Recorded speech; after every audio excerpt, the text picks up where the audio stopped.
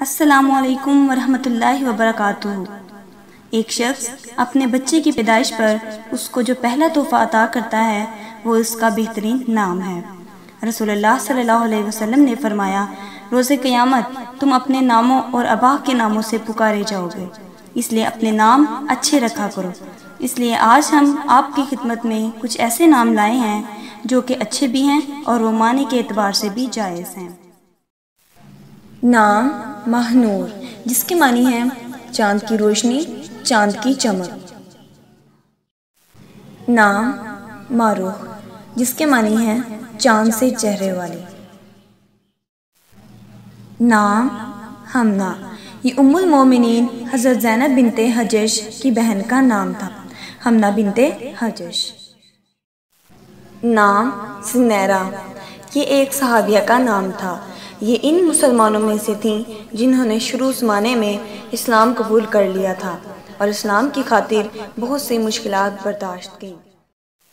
نام رمائسہ، یہ صحابیات کے ناموں میں سے ہے اور ایک ستارے کا نام بھی ہے۔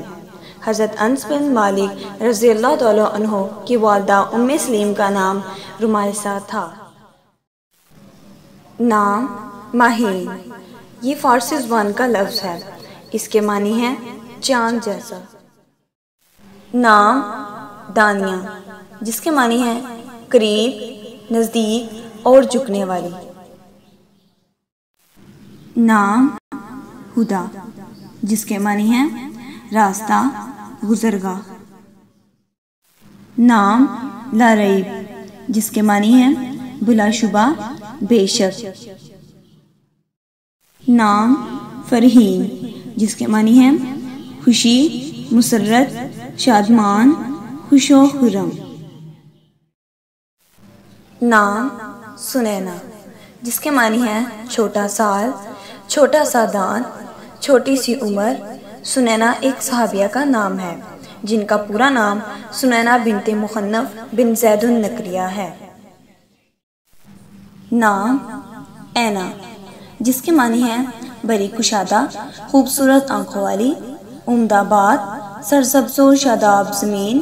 اسی طرح سے جنت کی حوروں کی صفات میں سے ایک صفت اینا بھی ہے۔ نام الیا، جس کے معنی ہے بلند، اونچی۔ نام حتیم فاطمہ، جس کے معنی ہے حتیم۔ خانہ کعبہ سے متصل ایک برکت والی جگہ ہے، بلکہ حدیث کے مطابق وہ خانہ کعبہ کا جز ہے۔ فاطمہ آپ صلی اللہ علیہ وسلم کی صاحبزادی اور حضرت علی رضی اللہ تعالیٰ عنہ کی اہلیہ کا نام۔ نام آبرو، جس کے معنی ہے عزت۔ نام آرزو، جس کے معنی ہے خواہش، امید، محبت۔